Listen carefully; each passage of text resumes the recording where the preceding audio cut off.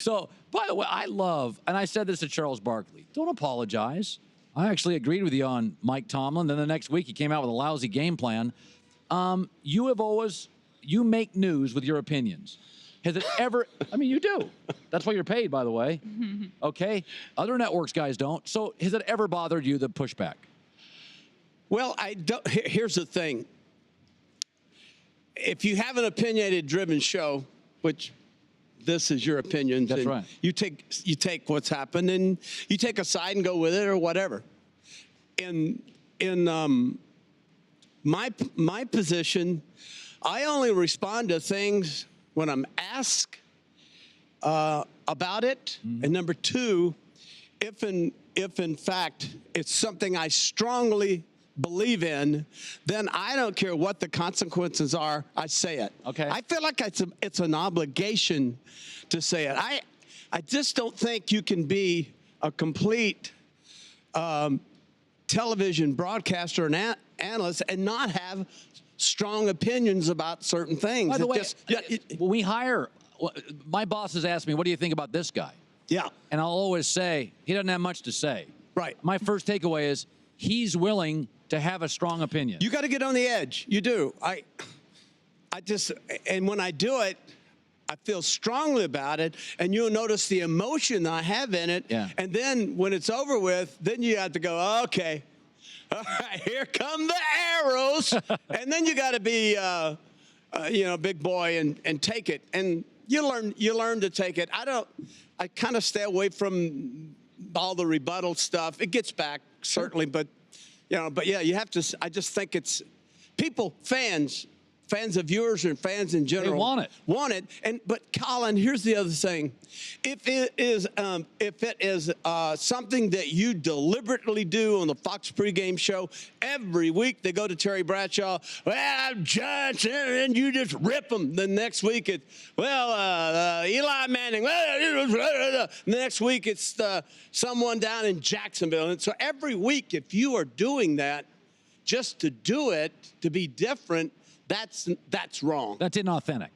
Exactly. That's why I said I have to feel emotionally secure about saying it, and sometimes emotionally driven. I've said things about Peyton Manning when I screamed it to the producer saying, "Give me 15 seconds." I heard something. Give me 15 seconds to go off the air. I want to say that he called out his offensive lineman. All right, just give me 15 seconds. Finally, he said, "Oh, you got 15 seconds." And that's when Peyton didn't want to call out his lineman, but he said, well, it's no surprise here that our offensive linemen didn't have their best game. And I'm thinking, whoa, you don't say that. You take you stand up in front of your kids and you take the bullet. Right. And so I said it and then played hell for it because Peyton's so revered and heard from family members. They called me. I've had Ed Goren's watching right now. Ed Goren, when I criticized Jimmy Johnson because he wasn't at our press conference to announce the first show of the Fox pregame show, I criticized Jimmy Johnson. I get home and I get a phone call from Ed Goren. Terrence, when he calls me Terrence, I know I'm in trouble. Terrence, write this number down, 305. I said, all right, who is that? He said, that is one Jimmy Johnson. You might want to give him a call and explain yourself. So you dial up the number. Hey, Jimmy, I know. Well, okay, There's repercussions for everything. Terry, absolutely. 4-time Super Bowl champ. So obviously, you get an extra week off for the Super Bowl, and there's a lot of TV cameras and stuff. But could I say, because Brady and you have been in so many of these, by the second quarter, it's just a game? Oh, before that. When the game starts, it's a game. When it starts, it's a game. All the stuff before, you walk out, the first thing you do is you take in the crowd, which is amazing.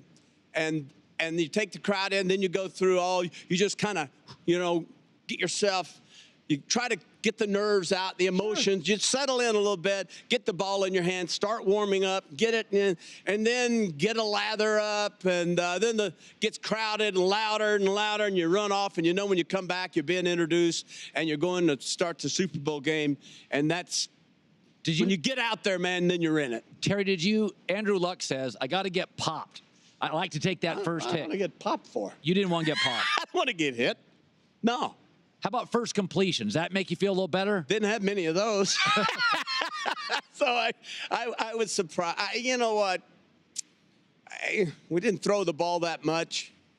I would say the first third down completion Feels different. Is the good one. That's the one where you got 3rd and 4 or 5, and you got to throw, and they know it. More than likely, you got to read the coverage. Dallas was hard to read; they were complicated. Let me get out. Let me, boom, got it. All right. And then you back into running, play. Man, I do a play action here. I got a little movement going. Do I try this? I think they're gonna. Yeah, let's go ahead and try it. Because we didn't throw a lot. So I had to really measure my passes. Yeah. I had to measure them. I just couldn't go 1, 2, 3 passes and go out because I got to go talk to Chuck Noll and explain myself. So it's run, play action. Should I? I'll talk myself out of it. So it's a feel for me and as the play caller because I called the plays. It was the feel thing for me. I had to feel it. You want to step out here on first down and try you want to try this pass. So you move your game plan along as the game goes on. But the first third down completion was huge for me. When you look at Matt Ryan, I mean, he'd be a good quarterback. Love Matt Ryan. But not a big arm, though, Terry. So? Got a big brain, quick brain. That's what you like about him? I love him. His arm's fine. He looks pretty good. He's looked pretty good all year. He's going to be the MVP of the league. He's smart. He's a great anticipation. He makes good decisions under pressure. Great deep ball thrower. Got phenomenal touch. I mean, I see what you're going at because if you watched the game 2 weeks ago against Green Bay, it's like, oh, all right, let's get there. Yeah, but he's smart. Great touch. I just saw a touchdown pass he threw. Pretty amazing guy. Don't be fooled by the arm. I was going to say, it's funny about this. The downside to a great arm is you want to use it. Joe Namath, Terry Bradshaw, John Elway. John Elway threw a lot of picks. Could I make the argument that sometimes, Terry, your big arm was not your best friend? No, what? Hey, listen, you ready for this, America? Let me tell you how great I was, all right? Here's my stats. 212 touchdown passes. If I just stop right there, not bad. 210 interceptions. Because you had... Well, you do get a little crazy now. Elway did. Yeah, you do. Yeah. I can squeeze it in there. Oh, yeah. Especially those deep ends and stuff like that. Did you know about, how... Did you have to see the interception? You ever let go of a ball and think, that's getting picked? You know what? I've never been asked that question. When do you know it's a bad throw? Go see it intercepted. Oh, my God, what the hell did you do that for? I have literally rolled right against Buffalo one game, and the receiver was so wide open, and I threw it in the ground. I have rolled right, and the receiver's behind the corner of the line, and I've thrown it right to the corner of the linebacker. Just here. Just easy enough for you? Take this. Go. The brain, man. Who knows? That's why it's so important, Colin. The arm will get you in trouble. I can't say I ever threw a pick knowing when I threw it, it was going to be picked. Most of the time, you don't see these passes. Okay, you get hit. Let's reverse it. Your ears tell you, though, good or bad. Okay, let's reverse it. Home run hitters say with a home run ball, they can almost feel it. Yeah. When you let it go, right? Let's inverse that. Oh, that felt good. Do you kind of know, do you ever get in a groove and you think, boy, that just felt right? Well. That Lynn Swan catch up that sideline. You turned one loose. You pretty much figure you got it right on the money. And it may be 5 yards over his head. I mean, very few times that I ever throw a pass that I ever think, I've had them slip out of my hand. In Super Bowl 14, I had one slip out of my hand, went end over end. And the camera caught me. I took my shotgun out and shot it. And it was intercepted. It was just slipped right out of my hand. So I would say most of the time when I set up and deliver, I feel like it's there. Tom Brady, how big of an advantage? He'll be in his 7th, Matt's first. You think that matters? Yeah, I do. I do think it matters. I talked to Tom the other day, and I used the example. It's like going through a forest, and you're trying to get to the other end for the prize. And you come to creeks, and there's little signs, that warning signs. Do I jump over the log in the creek or step on the log in the creek? And so you figure out you jump over it, then you come to the fork in the road. Okay, let's go this way. All right, then the tree falls right in front of you, and you have to go around. So you finally get to the end, and you go, whew, what an experience that was. But I made it. I made it. Well, all right, good for me. Second time you're on the same trail. Well, no surprise. There's not as many surprises anymore. Third time, you know the trail. Fourth time, you chart it yourself. So the more you do it, the more comfortable you get, the more familiar you are with the circumstances. The only thing changes, for the most part, possibly, is the team that you're playing. And I think in Tom and the entire New England bunch, they've been there so many times. This is more of a normal game for them than Atlanta. That's sometimes you could say, well, they're celebratory because, well, they're just here.